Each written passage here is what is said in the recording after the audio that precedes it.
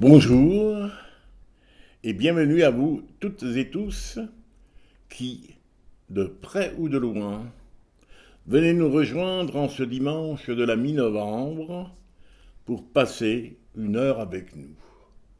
Une toute petite heure, je vous rassure, car je sais combien le temps des confinés demeure précieux. Je n'en abuserai pas, c'est promis. Nous vous avons accueillis au son de la 9e symphonie, celle dont Etty Hillesum dit dans son journal qu'elle fait entrer un peu de Dieu en nous. Elle a été choisie, vous le savez, pour être l'hymne de notre Europe réconciliée. Au cours de ce culte autrement, une fois n'est pas coutume, nous vous proposerons à la place de nos chants habituels de nous mettre à l'écoute de ce qui se chante hors de nos églises et hors de nos temples, dans le monde. Un monde que Dieu a tant aimé qu'il lui a donné son Fils pour qu'il ne périsse pas. Un monde, le nôtre, qui plus que jamais a besoin d'entendre Barbara chanter « Le jour se lève, encore, encore ».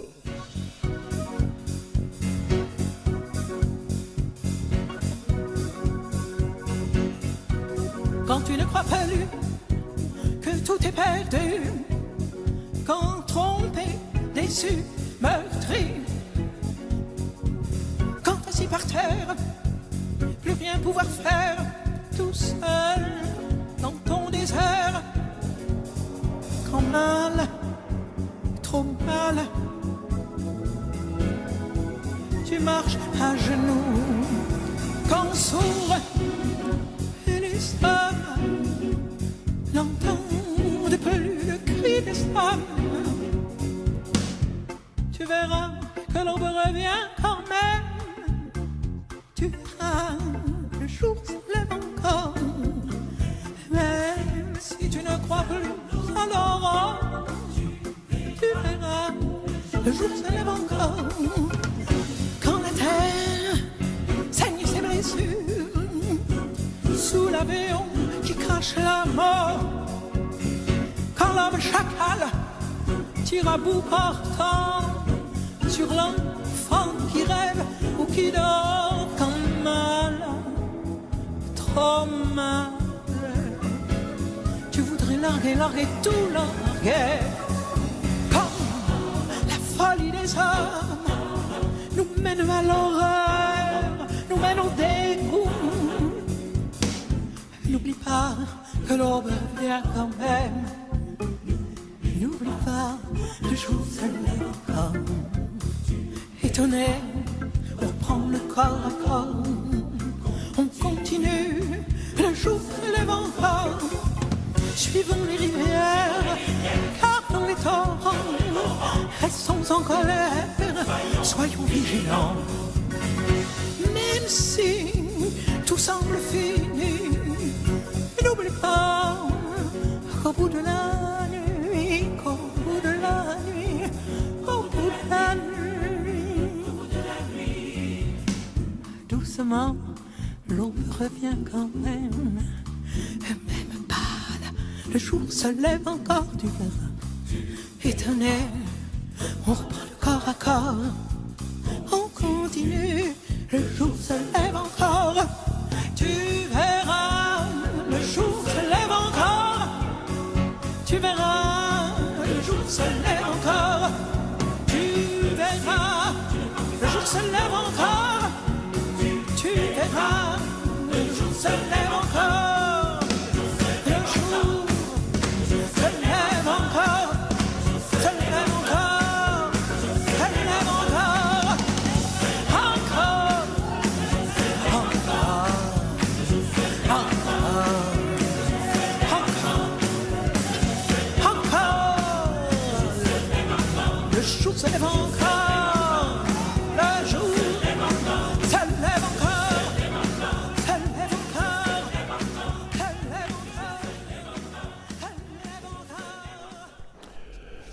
Le jour se lève encore et encore.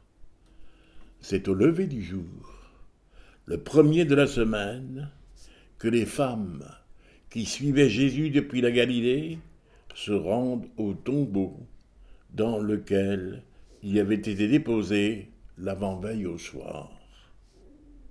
Ce tombeau, elles vont le trouver ouvert. 2 messagers, habillés de lumière, sont là et leur demandent « Femmes, pourquoi cherchez-vous le vivant parmi les morts? Il n'est pas ici. » Aujourd'hui encore, le vivant ne nous donne pas rendez-vous dans les cimetières, mais au milieu des autres vivants. Sandra va nous lire l'hymne à la vie que l'on attribue à Mère Teresa. Je vais vous lire un texte attribué à Mère Teresa. La vie est une chance, saisis-la. La vie est beauté, admire-la. La vie est béatitude, savoure-la. La vie est un rêve, fais-en une réalité. La vie est un défi, fais-lui face. La vie est un devoir, accomplis-le. La vie est un jeu, joue-le. La vie est précieuse, prends-en soin. La vie est une richesse, conserve-la. La vie est amour, jouis-en. La vie est un mystère, perce-le. La vie est une promesse, remplis-la. La vie est tristesse, surmonte-la. La vie est un hymne, chante-le. La vie est un combat, accepte-le. La vie est une tragédie, prends-la à bras le corps. La vie est une aventure, ose-la. La vie est un bonheur, mérite-le. La vie est la vie, défends-la. Et Philippe va nous lire à son tour 3 petits extraits du journal de Etty Hillesum. Extrait du journal d'Etty Hillesum. En mars 1942, Etty écrit « Quand on a une vie intérieure, peu importe sans doute de quel côté des grilles d'un camp qu'on se trouve. » En juillet 1942, elle écrit « J'ai à moi une immense confiance. Non pas la certitude de voir la vie extérieure tourner bien pour moi, mais celle de continuer à accepter la vie et à la trouver bonne, même dans les pires moments. » Septembre 1942. Comment ferais-je pour décrire tout cela, pour faire sentir à d'autres comme la vie est belle, comme elle mérite d'être vécue et comme elle est juste? Oui, juste. Peut-être Dieu me fera-t-il trouver les mots qu'il faut, quelques mots simples, par-dessus tout simples. Octobre 1942. Parfois, je prends feu et flamme. De toutes parts, lorsque je sens se lever à moi, en vraie grandeur, et me submerger de reconnaissance, cette amitié et tous ces êtres que j'ai connus depuis 1 an. Me voici malade, anémique, plus ou moins grabataire. Et pourtant, chaque minute est si féconde, si pleine. Que sera-ce lorsque je serai guéri? Je ne cesse de faire monter vers toi le même Alléluia, mon Dieu. Tant j'ai de gratitude d'avoir bien voulu me donner une telle vie. Ces textes n'ont pas été rédigés dans un club med. Le premier est né dans les faubourgs de Calcutta. Le deuxième a été rédigé durant la terrible année de guerre 1942. Etty est morte à Auschwitz l'année suivante. Jean Ferrat a chanté Nuit et brouillard. Il a chanté également C'est beau, la vie. Écoutons.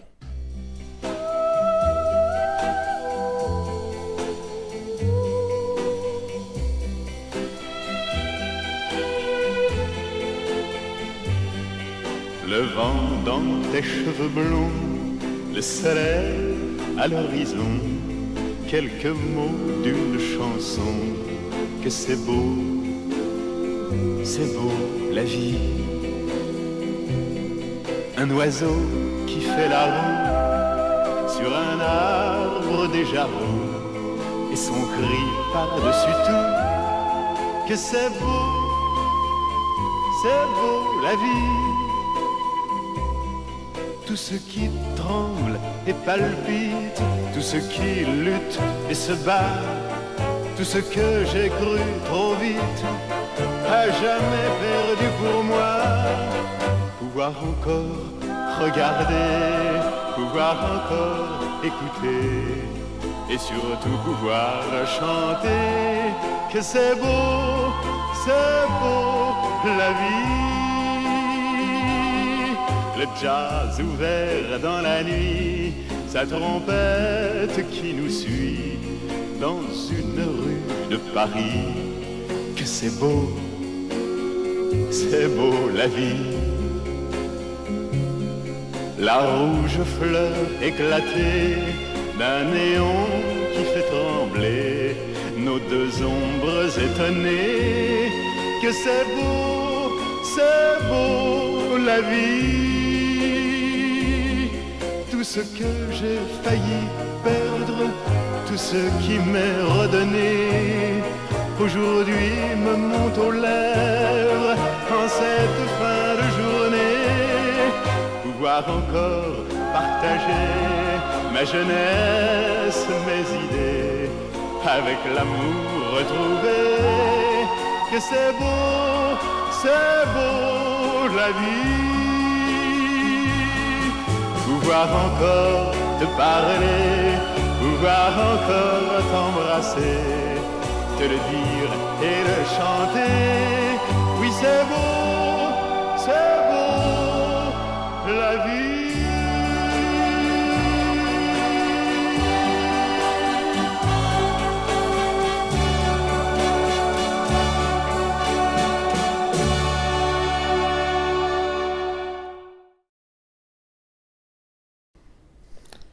En nous rappelant ce que Romy, notre pasteur, nous a dit dimanche dernier au sujet de la peur, nous prions aujourd'hui avec ce texte de Marion Muller-Collard. Ma peur est ta pire ennemie, Seigneur. Toi qui m'attends du côté de l'audace, du courage, de l'élan, ma peur me retient comme une laisse entrave un chien. Toi qui me donnes pour que je goûte mon don dans le partage, ma peur me tient recluse, à l'abri des regards. Elle me dissuade sans cesse de m'exposer au jugement. Tu redis alors pour moi ce que tu dis à Jérémie. Ne dis pas « je suis un enfant ». Tu iras où je t'envoie. Tu diras ce que je te commande. N'aie peur de personne, je suis là pour te libérer. Ma peur est ma pire ennemie, Seigneur. Libère-moi. Pour que dans la balance, elle pèse moins lourd que le désir et la confiance. Avec des mots de tous les jours, avec des mots cousus d'amour,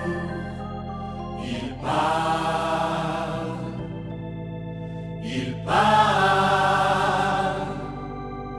d'un royaume promis aux enfants, d'un royaume caché aux savants. Il parle en parabole.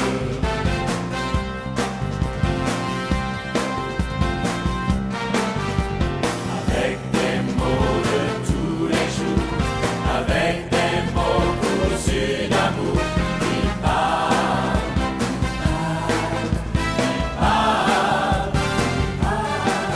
d'un royaume promis aux enfants, d'un royaume caché aux savants.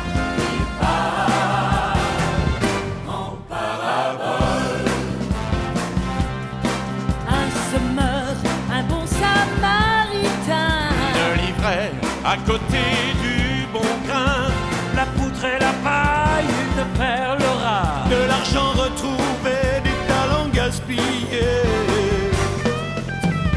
Avec des mots de tous les jours, avec des mots cousus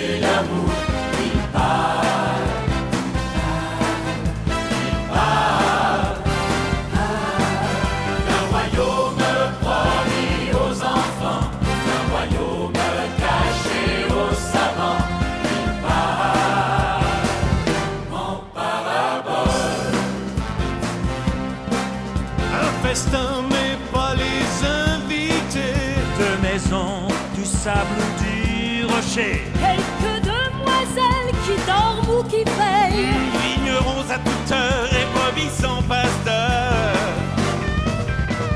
Avec des mots de tous les jours, avec des mots cousus d'amour, il parle,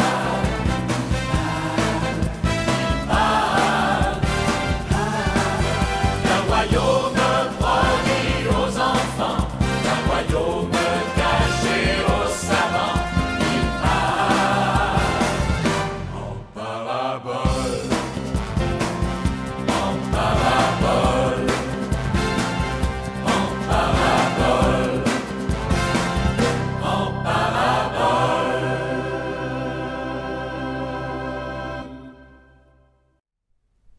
Évangile selon Matthieu, chapitre 25, des versets 14 à 31. Le royaume des cieux ressemble à ceci. Un homme part en voyage. Il appelle ses serviteurs et leur confie ses richesses.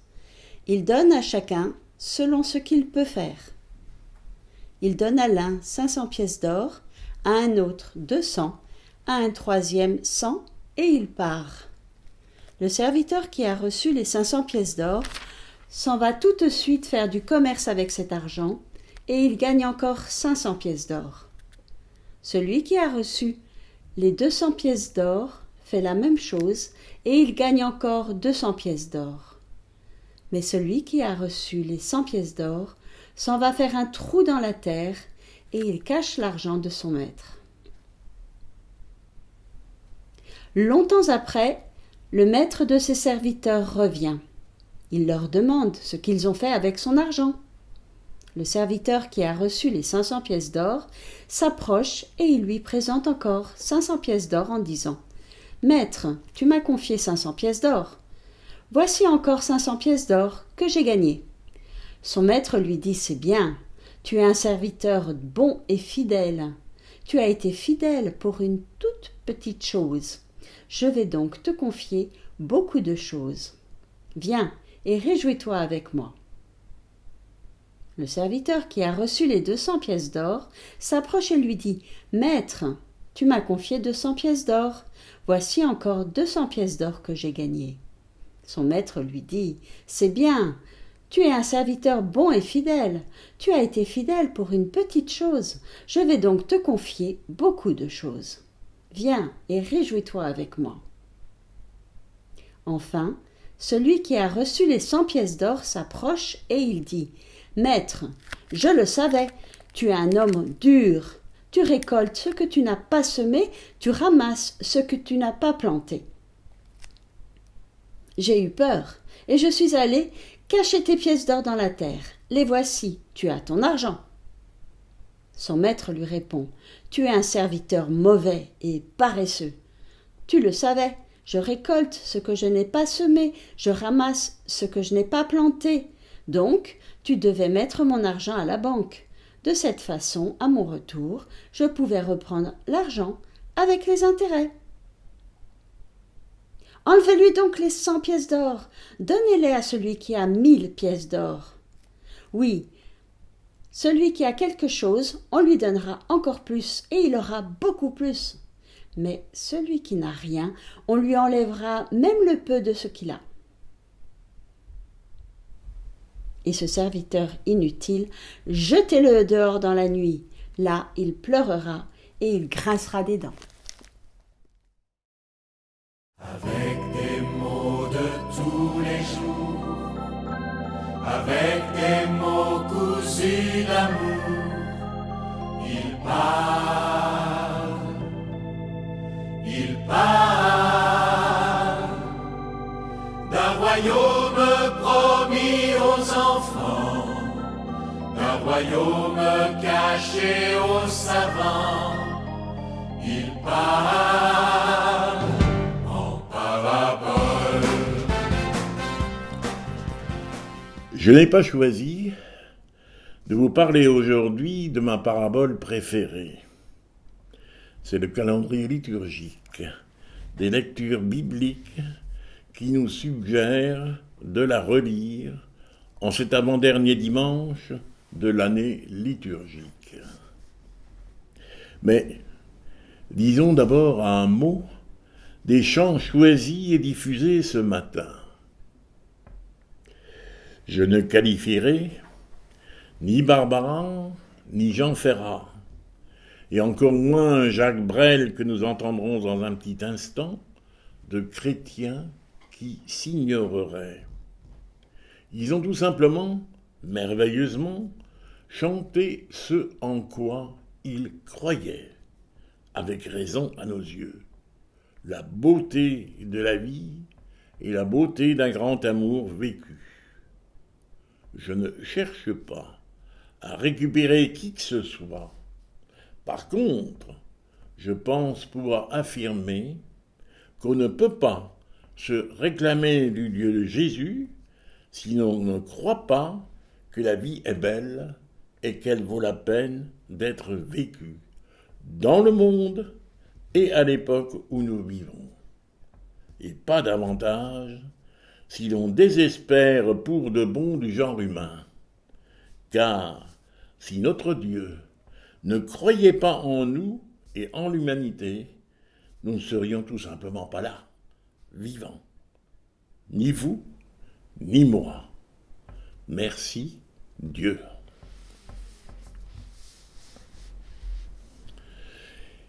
Quel lien avec la parabole des talents? Ensemble, allons à sa découverte. Je vais presque exclusivement me référer aux travaux de Marie Balmary, publiés il y a déjà près de 20 ans. Elle renouvelle sur de nombreux points l'interprétation de la parabole. Ce n'est pas moi qui l'affirme, c'est André Herren dans son livre « Le jugement dernier en procès ». André Herren était pasteur en France et en Suisse avant d'enseigner dans la très officielle Église protestante de Genève. Plus récemment, Marie Balmary a repris son argumentation dans un livre à 2 voix. Nous irons tous au paradis, coécrit avec Daniel Marguerat, l'exégète bien connu. Il a, lui aussi, enseigné à Lausanne pendant près de 40 ans. Sous un pareil patronage, nous devrions nous sentir particulièrement rassurés. Il ne s'agit pas simplement des fumeuses élucubrations d'une psychanalyste, il s'agit bel et bien d'un travail scientifique, d'interprétation et de traduction reconnu par qui de droit. Comme je sais que beaucoup d'entre vous ont une version parole de vie à portée de main, c'est elle qu'à dessein j'ai tenu à vous faire réentendre aujourd'hui, lue par la claire voix de Blandine. Ainsi avez-vous entendu qu'un homme qui part en voyage appelle ses serviteurs et leur confie ses richesses ou ses biens. Confier quelque chose à quelqu'un sous-entend qu'on en demeure le légitime propriétaire. Tôt ou tard, on pourra de plein droit en réclamer la restitution. Le mot grec utilisé, dit Marie Balmary, est un mot qui revient plusieurs reprises dans la Bible. Il est le plus souvent traduit par livré, donné, transmis ou remis, sans idée de reprise. Donner, c'est donner. Qui n'a jamais entendu dire cela? Par la suite, il est d'ailleurs explicitement dit, le maître donne 5 talents à l'un, 2 à un autre, et un seul au troisième. Il n'est pas dit qu'il donne à l'un et ne fait que prêter aux 2 autres. 5, 2, 1. La question peut être posée. Où est l'égalité de traitement? Comme le maître de la vigne dans la parabole des ouvriers de la première et de la dernière heure, le nôtre serait sans doute en droit de répondre « Je fais de mes biens ce que je veux ». Non. Il est dit ici, il donne à chacun selon sa force propre, ou en français courant, selon sa capacité à recevoir. Que faut-il entendre par là? Parle de vie, parle de pièces d'or. Le texte grec parle de talent. Dans la langue française, le mot est devenu trompeur. On dit de quelqu'un, d'un artiste, d'un peintre, d'un comédien, qu'il a du talent. Dans l'Antiquité, il s'agissait essentiellement d'une unité de poids, entre 34 et 35 de nos kilos. Du temps de Jésus, un talent valait 6000 deniers. Le denier était le salaire journalier d'un ouvrier agricole. Il correspondait également à la solde d'un légionnaire ou d'un mercenaire en service. Nous dirions aujourd'hui un SMIG, un salaire minimum interprofessionnel garanti. Un talent équivaut donc à 17 années de SMIG, 2 talents à 35 années, 5 talents à 85 années, réglés comptant et sur le champ, ce n'est pas rien.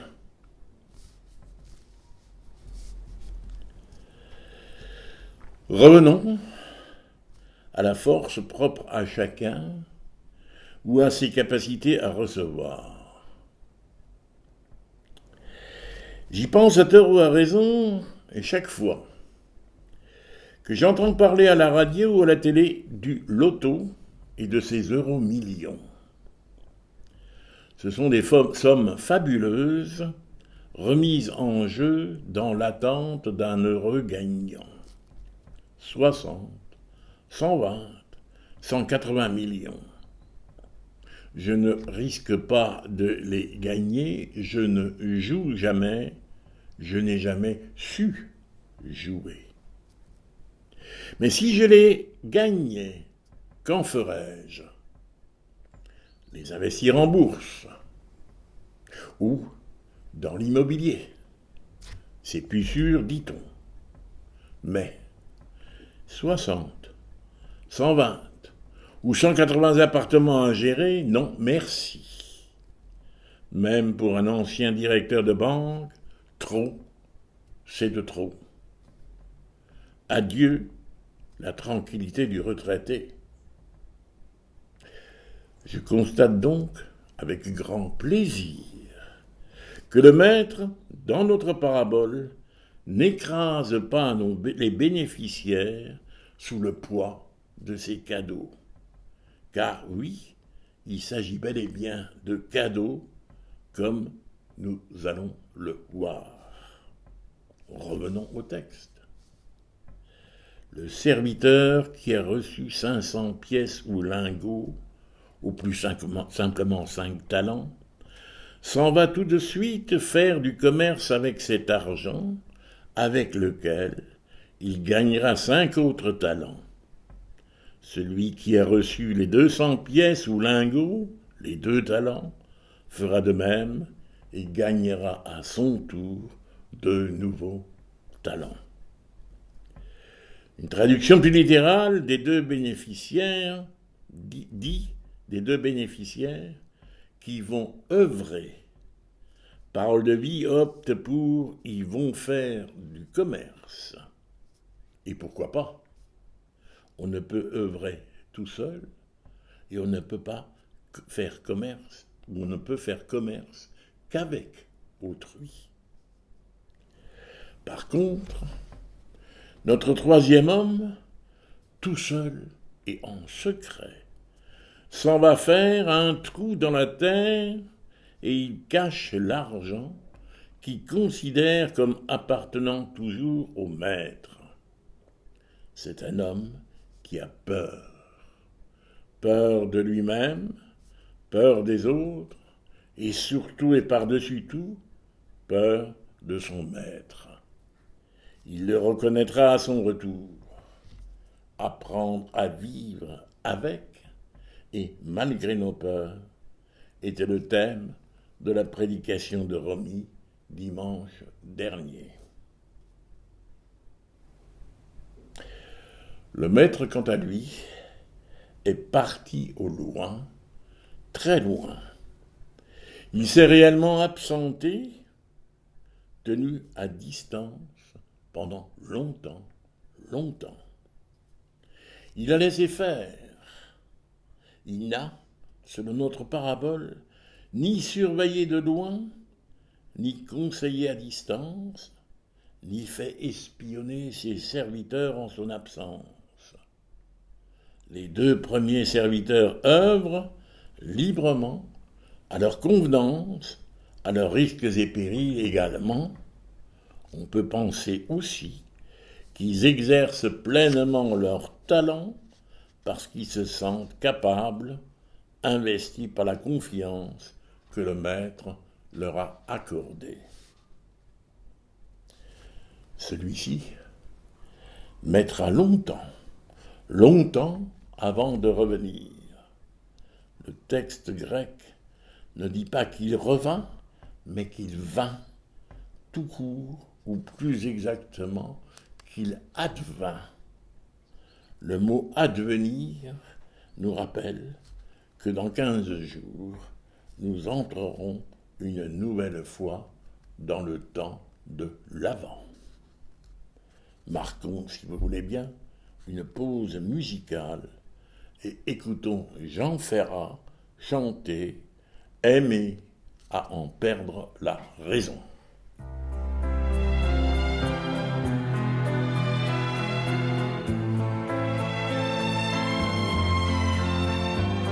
Aimer à perdre la raison,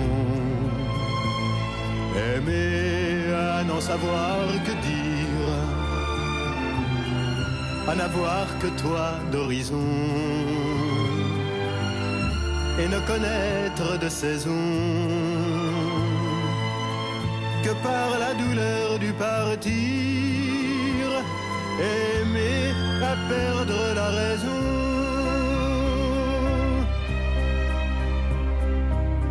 Ah, c'est toujours toi que l'on blesse, c'est toujours ton miroir brisé, mon pauvre bonheur, ma faiblesse. Toi qu'on insulte et qu'on délaisse, dans toute chair martyrisée. Aimer à perdre la raison, aimer à n'en savoir que dire, à n'avoir que toi d'horizon, et ne connaître de saison que par la douleur du partir, aimer à perdre la raison.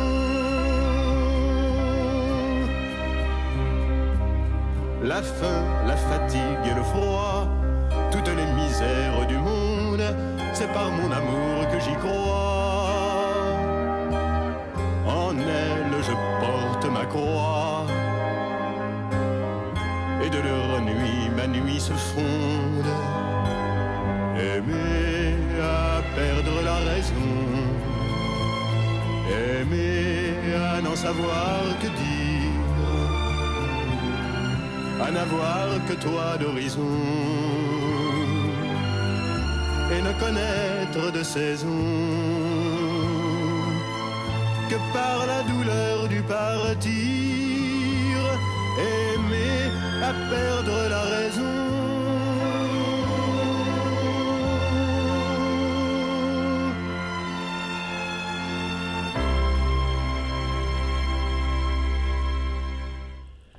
Nous allons maintenant, une nouvelle fois, être confrontés à un choix. Opter pour une traduction ou pour une autre. Cette option commandera notre compréhension de la suite. Nous pouvons bien entendu rester fidèles à l'interprétation traditionnelle de la parabole et à sa conclusion moralisante. Ou alors faire confiance à la lecture nouvelle qui nous est proposée et qui nous permettra, mieux me semble-t-il, de réduire le tout comme une véritable bonne nouvelle pour tous les temps et plus particulièrement pour celui que nous sommes en train de vivre. Continuons à suivre, pour l'instant, la traduction de Paroles de vie. Longtemps après, le maître de ses serviteurs revient. Il leur demande ce qu'ils ont fait avec son argent. Les traducteurs, délibérément ou non, consciemment ou inconsciemment, interprètent les choses tout comme notre troisième homme les a interprétées. Il parle de l'argent du maître. André Herren choisit la traduction de Marie Balmary. Après beaucoup de temps, vient le maître de ses serviteurs. Il rendre compte avec eux, tout le travail de recherche, de traduction et d'interprétation porte sur ce rendre compte. Le compte se dit logos en grec. Le maître fait donc logos avec ses serviteurs. Logos a plusieurs significations en grec, dont, et cela vous le savez, parole. Il ne s'agit pas donc d'un règlement de compte, disent nos auteurs, mais d'un compte rendu, fait par le maître avec ses serviteurs, ou d'un compte rendu des serviteurs fait au maître. Qu'implique donc pour nous parler ou dire, comprendre, entendre. Poursuivons encore notre lecture avec Paroles de vie. Le serviteur qui a reçu les 500 pièces d'or s'approche et il présente encore 500 pièces d'or en disant « Maître, tu m'as confié 500 pièces d'or, voici encore 500 pièces que j'ai gagnées. » Son maître lui dit « C'est bien, tu es un serviteur bon et fidèle, tu as été fidèle pour une petite chose, je vais donc te confier beaucoup de choses. Viens et réjouis-toi avec moi. » Vous avez bien entendu, 85 années de SMIG sont apparemment peu de choses. D'ailleurs, ils peuvent devenir 170. Le serviteur, qui a reçu 200 pièces d'or, s'approche et dit « Maître, tu m'as confié 200 pièces d'or, voici encore 200 pièces que j'ai gagnées. » Son maître lui dit « Tu es un serviteur fidèle et bon, tu as été fidèle pour une petite chose. » Dit en passant, il s'agit de 35 années de salaire. C'est vraiment peu. Je vais donc, dit le maître, te confier beaucoup de choses. Mot pour mot, le maître dit la même chose aux deux serviteurs. Entrez dans la joie de votre maître, venez et réjouissons-nous ensemble. Les chiffres apparemment ne compte plus, il s'embrouille. 500 sont devenus 1000, 200 sont devenus 400, ou si l'on s'en tient au talent, c'est presque plus simple. 5 deviennent 10, 2 deviennent 4, mais 1, semble-t-il, reste invariablement 1. Celui qui a reçu un talent, ou 100 pièces d'or, s'approche à son tour et dit « Maître, je le savais, tu es un homme dur, tu récoltes ce que tu n'as pas semé, tu ramasses ce que tu n'as pas planté.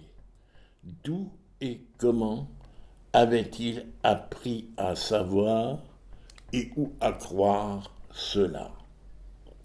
Au don, à la capacité du maître et à l'intention du maître à donner, il ne croyait pas. Ça, par contre, c'est sûr. Aux 2 premiers, le maître avait encore dit « Entrez dans la joie de votre maître, venez, réjouissez-vous avec moi, maître et serviteur, unis dans la même joie. » Ce n'est qu'avec le 3e serviteur que nous revenons à la comptabilité.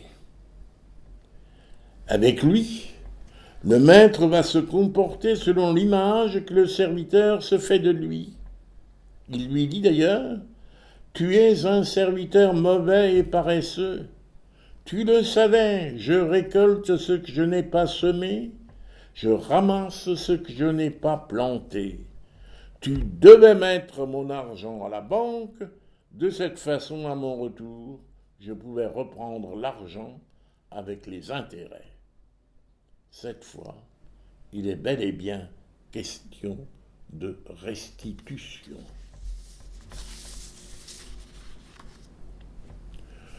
Enlevez-lui ses pièces ou son talent et donnez-les à celui qui a déjà 1000 pièces ou 10 talents. Oui, à celui qui a, on donnera encore plus, mais à celui qui n'a rien, on enlèvera même le peu de choses qu'il a. Quand on n'accepte pas la sphère du don, on reste ou l'on retombe dans la sphère des règlements de compte. Je crois que je peux arrêter là mon commentaire.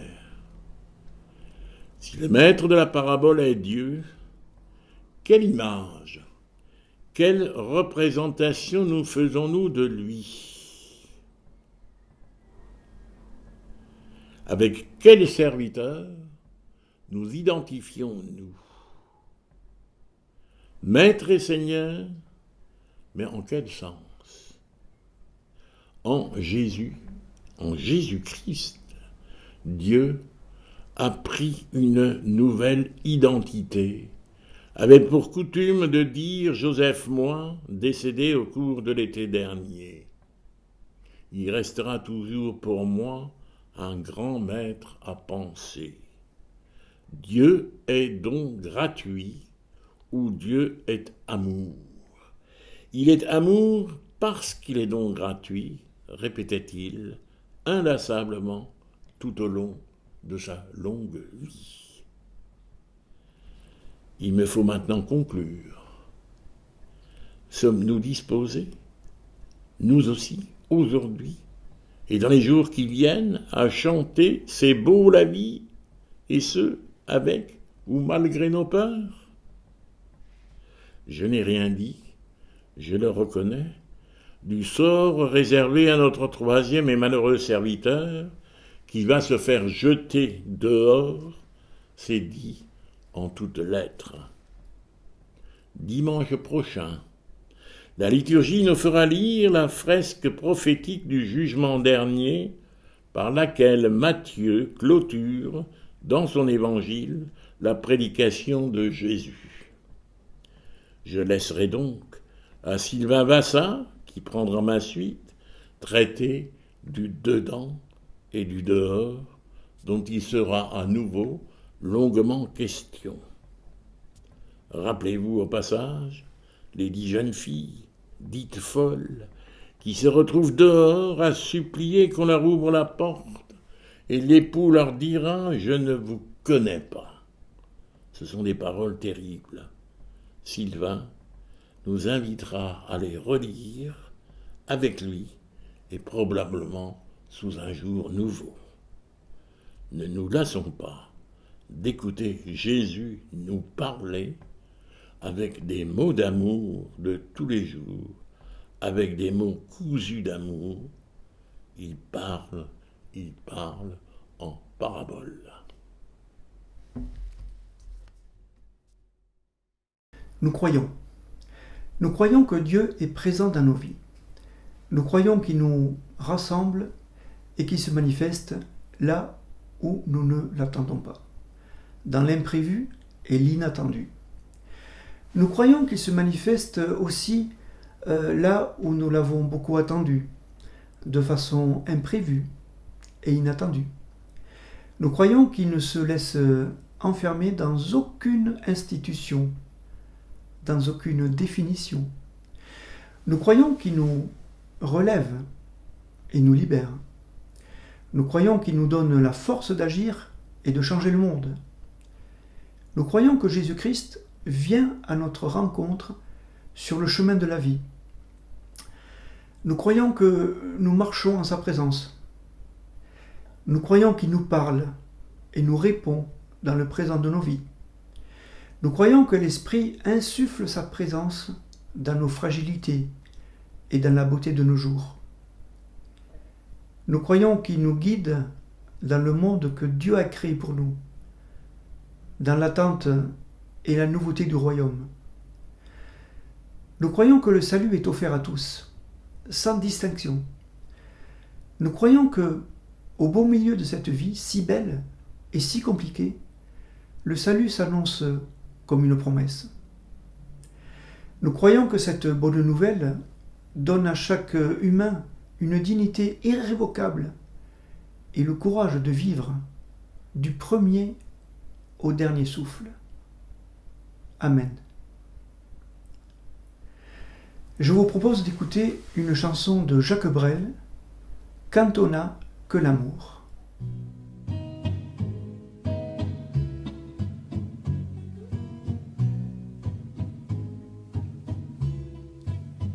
Quand on n'a que l'amour à s'offrir en partage au jour du grand voyage qu'est notre grand amour. Quand on n'a que l'amour, mon amour, toi et moi, pour qu'éclate de joie chaque heure et chaque jour. Quand on n'a que l'amour pour vivre nos promesses sans nulle autre richesse que d'y croire toujours. Quand on n'a que l'amour pour meubler de merveilles et couvrir de soleil la laideur des faubourgs. Quand on n'a que l'amour pour unique raison, pour unique chanson et unique secours. Quand on n'a que l'amour pour habiller matin pauvres et malandrins de manteaux de velours.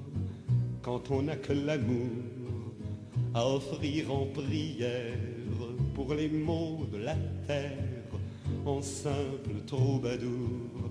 Quand on n'a que l'amour à offrir à ceux-là dont l'unique combat est de chercher le jour. Quand on n'a que l'amour pour tracer un chemin et forcer le destin à chaque carrefour. Quand on n'a que l'amour pour parler au canon et rien qu'une chanson pour convaincre un tambour. Alors sans avoir rien que la force d'aimer, nous aurons dans nos mains, amis, le monde entier.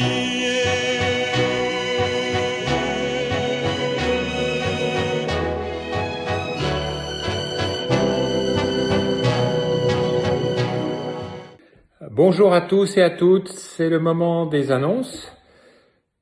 Alors tout d'abord, nous allons souhaiter un petit bonjour à Romy qui est chez elle, qui se repose un petit peu après un petit moment de fatigue et qui devrait revenir parmi nous la semaine prochaine. Et tout va bien, elle reprend des forces et nous sommes entretenus hier et sa voix est beaucoup plus dynamique. Voilà, donc en tout cas Romy, on pense bien à toi et on te porte dans notre prière.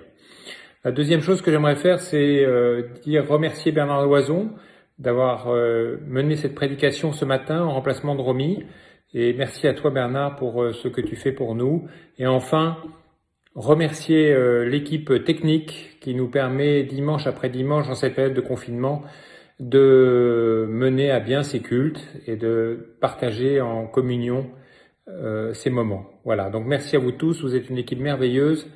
Que ce soit Philippe ce matin, ou Denis, ou Toki, ou vous tous. En tout cas, merci à vous. Deuxième annonce, vous dire que le conseil s'est tenu cette semaine, comme il se tient chaque deuxième mercredi par mois.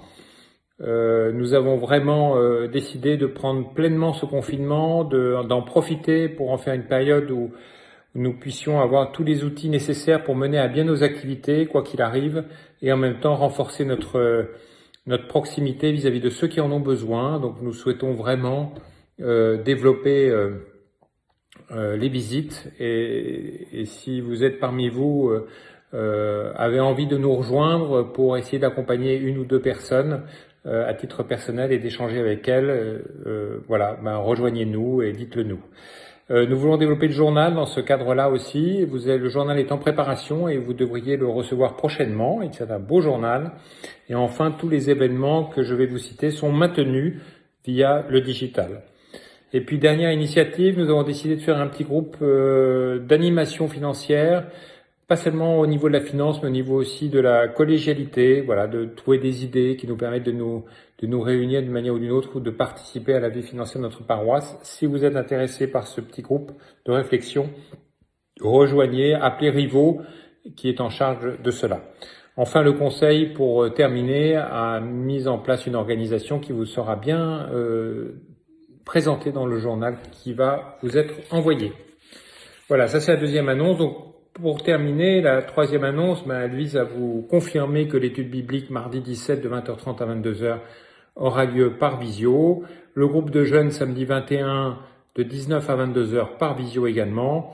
Et enfin, la fête de Noël qui ne peut pas avoir lieu compte tenu du confinement, elle aura lieu sous deux formes. D'une part, en mode digital via la vente de produits sur notre site. Et nous nous sommes associés pour cela avec un site qui s'appelle Hello Asso, qui va nous permettre de gérer toute la partie financière et la partie envoi logistique. Et donc donc vous aurez vos ventes de produits de Noël comme d'habitude. Mais en ce qui concerne nos réunions, elles se feront après la fin du confinement. Donc c'est-à-dire autour du 1er ou du 13, je ne sais pas, le gouvernement, on ne sait pas encore ses intentions, mais en tout cas, toute l'équipe de Noël est prête à organiser des moments de Noël, en tout cas des moments de retrouvailles forts autour des cultes qui seront dans l'après-confinement. Merci à Françoise, Anne et Marie-Antoinette. Enfin, dernière annonce, le CCAF, rappel de Agnès pour les journées du vendredi 27, samedi 28 et dimanche 29 novembre. Il y a des collectes de denrées alimentaires de première nécessité qui sont faites auprès de 2 grands supermarchés, Aldi à Montfermeil et G20 au Coudreau.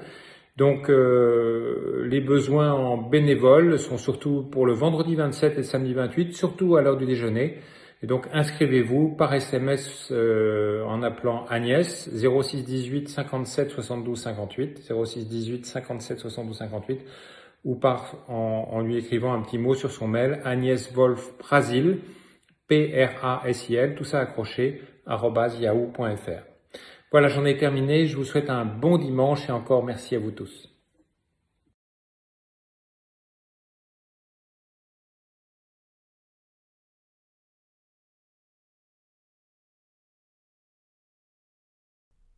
Give me that old-time religion. Give me that old-time religion. Give me that old-time religion. good enough for me. Yes, give me that old-time religion. Give me that old-time religion. Give me that old-time religion. It's good enough for me. It was good for the Hebrew children. It was good for the Hebrew children. It was good for the Hebrew children. It's good enough for me. It was good for Paul and Silas. It was good for Paul and Silas. It was good for Paul and Silas. It's good enough for me. It was good for my own mother. It was good for my own mother. It was good for my own mother. It's good enough for me. Yes, give me that old-time religion. Give me that old-time religion. Give me that old-time religion. It's good enough for me. Yes, give me that old-time religion. Old-time religion. That old-time religion. Old-time religion. That old-time religion. Old-time religion. It's good enough for me. Yes, give me that old-time religion. Give me that old-time religion. Give me that old-time religion. It's good enough for me. Yes, give me that old-time religion. Give me that old-time religion. Give me that old-time religion. It's good enough for me. Yes, give me that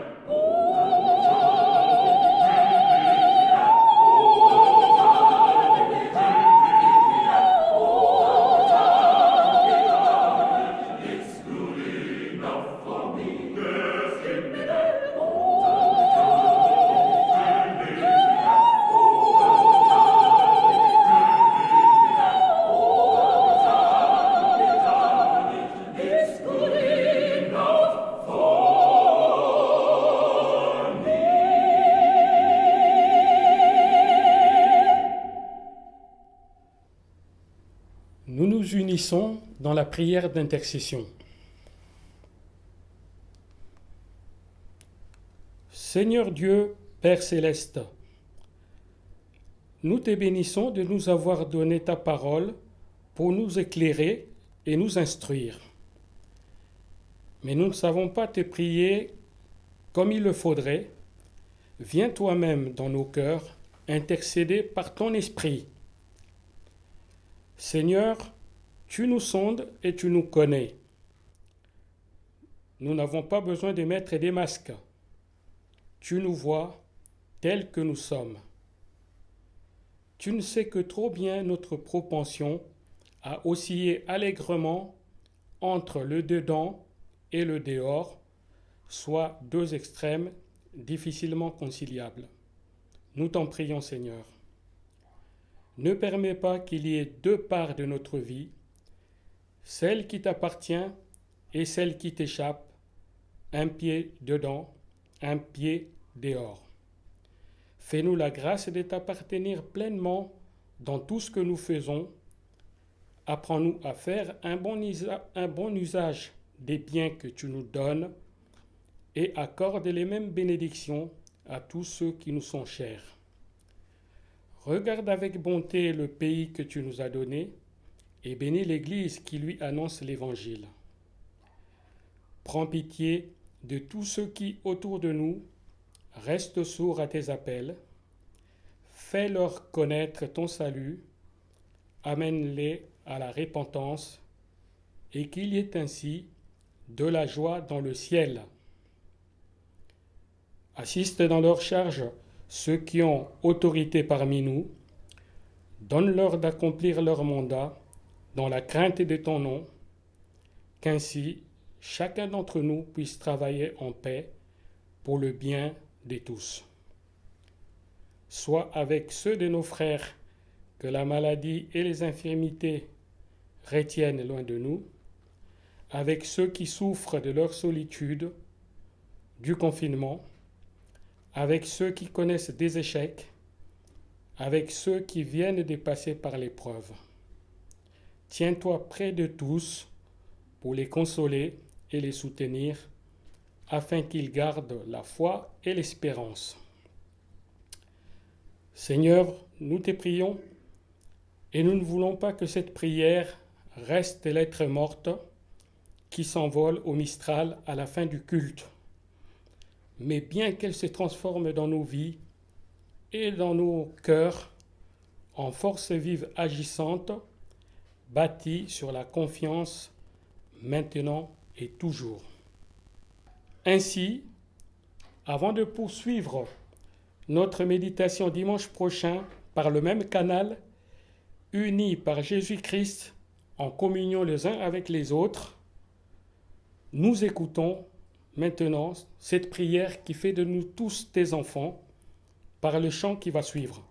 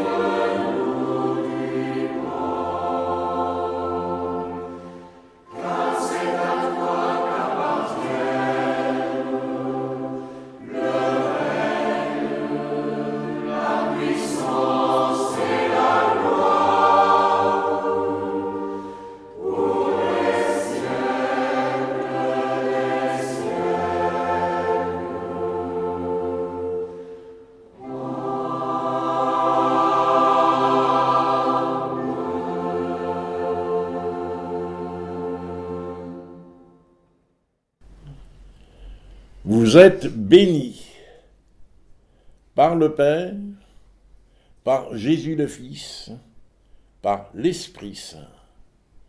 Allez, portez cette bénédiction à tous ceux et à celles que vous rencontrerez.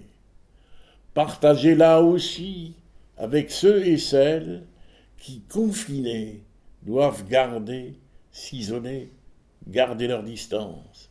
À tous, offrez gratuitement les talents que vous avez reçus gratuitement. Oh, Happy Day!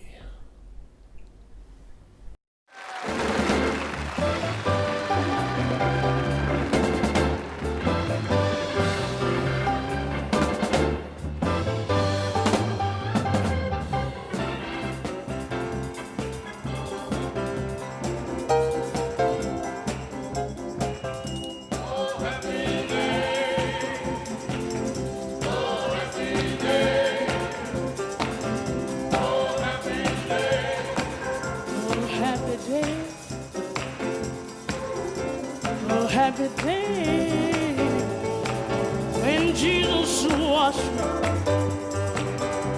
when my Jesus washed me. Oh, when Jesus washed me, He took my sins away. Oh, happy day. Oh, what a happy day. Yeah, happy day. Oh, when He washed me, He took me and He washed me. Yeah, He washed my sins. He took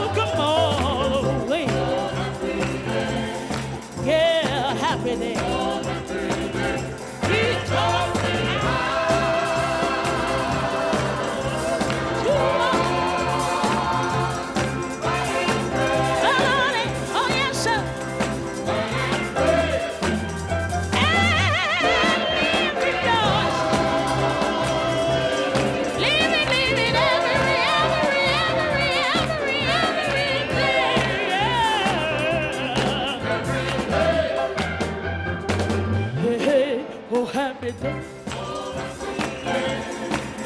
Happy day. When Jesus walked, and my Jesus washed me. Yeah, he washed my sin. He took me always on. Hey, happy day. I never been to heaven, but I've been told the streets up there